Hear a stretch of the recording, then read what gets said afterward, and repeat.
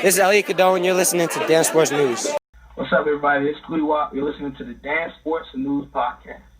This is Bilal Powell, and you're watching Dansportsnews. No, Eric, and you're watching Dansportsnews. I'm Everett, and you're watching Dansportsnews. This is Javon Quinlan, you're watching Dansportsnews. This is Martino, and you're listening to the Dansportsnews and Friends podcast.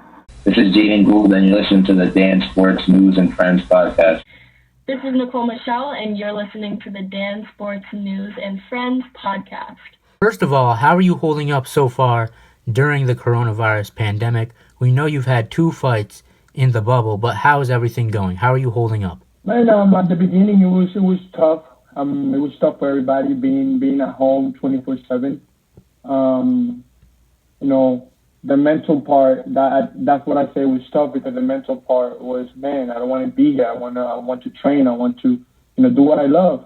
But then I realized that he gave me time to spend time with my family. He gave me time to have time for myself, and it got better. It got better. So I'm happy because it showed me that I needed to spend time with my family and spend time with myself. But at the same time, sad because the whole world kind of came to a stop when that happened. Now, you had 2 fights in the bubble, but before you fought outside of the bubble. What would you say is the biggest difference from being inside the bubble and fighting outside of it? Man, now we have to get tested. The test is a little nasty, I'll say. The crowd is a big factor, because having people cheering for you and screaming your name and being there to support you is it's a big difference when you're just there and it's you, your corner, the commission, and that's it. So it's a little hard. It was a little hard at the beginning, but I guess I got used to it. It was part of work. I got to go in there, go in the office, and do my job. And that's what I did in my last 2 fights. And your most recent fight was a TKO against Anthony Curtis in Orlando. It was on Telemundo. How did it feel to get that stoppage in round 1? Man, that wasn't the goal. I wanted to, work on things that I was working on during camp. Everything we worked on, I wanted to, put it on display. Didn't have the chance to do it, but I'm sure that on my next fight we'll step up to better competition, more rounds, and I'll make sure to display everything that I have on the table. But I feel good. I got him out of there. The opportunity was there. Like I always say, I don't look for the knockout. The opportunity is there. I'm going to take it, and I feel like the opportunity was there, so I took advantage of it and took care of business. And you're 6-0 with 5 knockouts, and actually 4 of those knockouts have been in the first round. But going for more rounds is something definitely you're looking to do. 100%. More rounds mean more experience, and I will need a lot of that once I start fighting with bigger names and more rounds. I will need all the experience that I can get. More rounds is a definite priority, and it's something that I want to do. Now, you're only 18 years old. You turned pro at 16 years old, signed to Top Rank. Yes, sir. You were the youngest boxer ever signed to Top Rank at 16 years old. Tell me a little bit about that. How did that feel? Man, it was a blessing. The main goal was to go to the Olympics. Now that AIBA kind of lost control of it because of the Olympic Committee and all the problems that they have together. The Olympic Committee said, hey, you have to, people have to be 19 for boxers at least to go to the Olympics. And I was a couple months short. And I didn't want to wait till 2024, I wanted to start my pro career. My manager, Peter Can, worked really closely with Top Rank. He has a lot of fighters.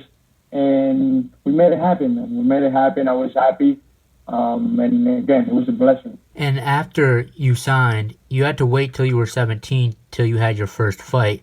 Tell me a little bit about some of the things you did during that year to prepare you for your first fight. Oh, yes, 100%. I had a couple months layoff, and that time off, I took it to, sit down on my punches. Getting ready for those 8 rounds with no headgear. I'm sitting on my punches, working on the distance, working on my footwork, working on the professional level of things, because, now I would be 17, but I would be fighting grown men with 8 ounces. And so we took care of, I think we took advantage of it, and we sat down and started working on every aspect that we needed to get better. And to this day, we're still getting better, because, I can tell you learn every day. And I can tell that you learn every day, and I'm still learning. But those months away of layoff before my pro debut, I took advantage of it and was sitting down on my punches and working on all of that. What would you say is the biggest difference between the pros and the amateurs? Everything. I believe everything. The speed in the amateurs is much faster, because you only have 3 rounds, and it's all about points. It's not about the power shots or connecting, right? It's all about just getting to the other person's body. So in the pros, it's more about sitting down, thinking, seeing everything. So I think that's the biggest difference. As an amateur, you had an incredible record of 118-14. 11-time Puerto Rican. 122. Oh, my bad. Yes, sir. My bad. All right. You were 11-time Puerto Rican and U.S. national champion. Tell me a little bit about your amateur career. Yeah, man. From day one, I fell in love with the sport. It was something that I always wanted to do, and the amateur was a blast. I fought everybody. I fought the best in the nation at the moment. It was never easy. Every bracket that I went through or that I fought at was full of great boxers. And I'm glad to, be able to say, man, I worked hard to be number 1 in the country for many years. And so it's a blessing, because I can say that I fought a lot of great guys and good guys that will come up in a couple of years in the pros. Right now they're still amateurs, or some guys that I've already in the pros. So, I'm glad to say that. Now, growing up, who were some of your favorite fighters that you enjoyed watching as a kid? Yeah, my favorite fighter right now or ever is Miguel Cotto, Puerto Rican. Great guy. I haven't met him, but I know he's a great guy inside and outside the ring. Very humble, very respectful. Andrew Ward, also another gentleman. Met him, my professional debut. I met him, good dude. Inside the ring, outside the ring, he's also a gentleman. Ricardo Alvarez, Danny Jacobs, Tyson Fury. We can name them. I look to a lot of fighters because I like to learn from all of them. Take something from all of them and put it together.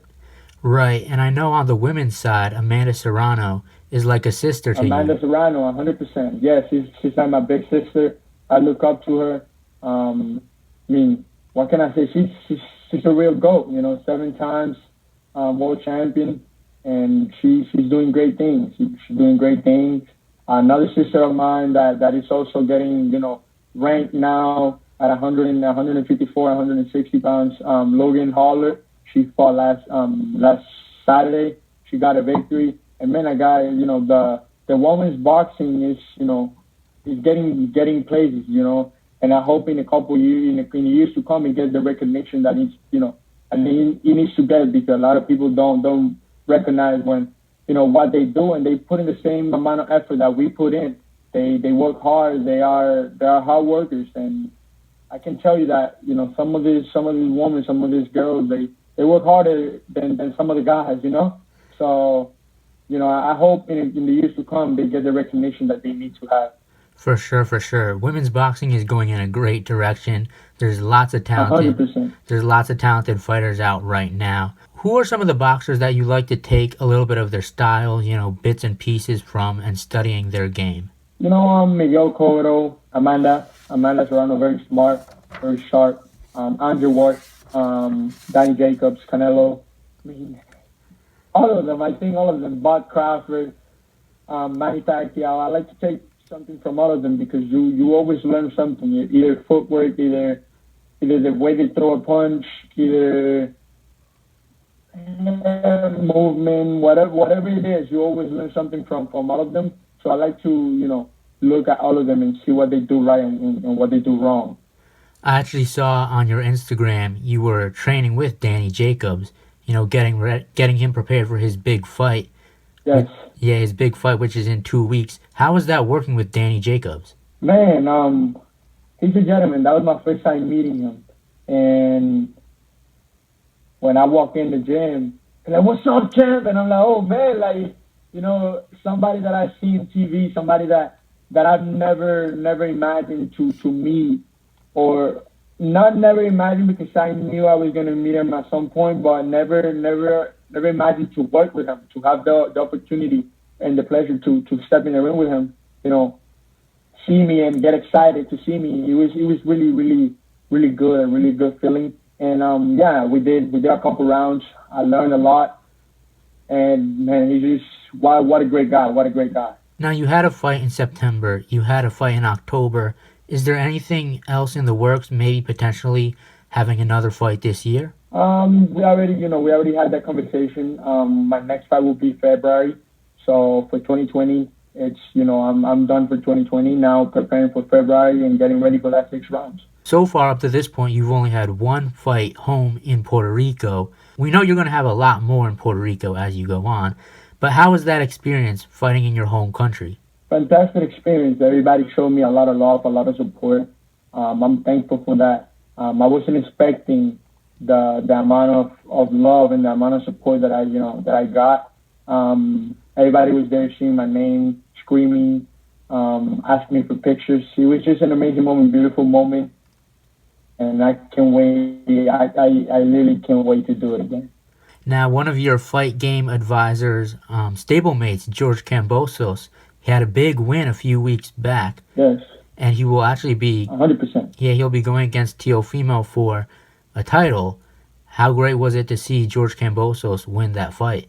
It was awesome. You know why? Because when you have the opportunity to work with somebody, see the work ethic that they put in, see the effort that they put in. He has 2 kids back in Australia, and he has his wife in Australia, and he came here to do a 6-week training camp. That tells you how bad he wants it. He left in the middle of a pandemic, his wife and both of his kids to come here and put the work in to get ready or prepare for his fight. So that tells you the mindset and the work ethic that he has, and it's amazing because I learned from that. It teaches me that it doesn't matter what circumstances you're in. If you really want it, you go ahead and go get it. And having the opportunity again to work with him, spar with him, getting him ready for that fight, it was also amazing because everything that he was working on, he did in the fight. So seeing that and seeing him getting the W, it was really inspirational. And I know Teofimo Lopez is also good friends with you. Yes. A world champion at just 23 years old. Is that something that you aspire to be one day, a world champion, a young world champion? Man, an undisputed world champion, man. What can I say? That's also my big brother. Used to train together. And, man, only 15 fights, he's an undisputed world champion. Everything that he said that he was going to do, he did it. And, sometimes I get mad at people because people don't give the respect that he deserves, They said before, they used to say he has to beat the guy to be the guy. Now he beat the guy to be the guy. So what is it now? What else do you need from him? I mean, I know he's the beginning of his career, and I know he's going to get more victories and more world champions. But he's the guy right now. He's the guy. He beat the guy to be the guy. So, at this point, it's like, man, just give him the respect that he deserves. And I know you don't ask for respect, but it's like, man, he did everything he said he was going to do. He shut everybody up. Everybody was doubting him. No, you're not going to beat him. No, you're not going to do that. No. And he did everything. He got the win. So, yeah, he's my big brother. Happy for him. And, man, it's going to be an excellent fight between those two dogs that are hungry and want it all. Now, just a couple days ago, Terence Bud Crawford had a big knockout win against Kell Brook. That's your division. What did you think of that fight? Man, that was a big statement. He needed that. He needed to do that to, again, shut up all the people that are talking bad about him. He's a great fighter. He's proven it through the years. He did what he was supposed to do. Again, going back to the question, to the division, it's a stacked division, man. We have great champions in that division. We have great talent in that division. But I can't wait. I can't wait for my turn. I know I will be ready. I know my team will be ready. And once that time comes, we'll be ready to put on a show with whoever is there. And another Puerto Rican fighter who's doing some big things right now is Edgar Berlanga Jr. Yes. I know he's a good friend of yours too. How great would it be to fight with him in Puerto Rico one day? No, man. Berlanga is doing excellent things. I'm also happy for him. The monster, man. He's doing everything that he's supposed to do. He's doing his job. We see him sometimes in the ring doing push-ups because he don't do what he don't throw the combination that he's supposed to throw. But he's getting guys out of there.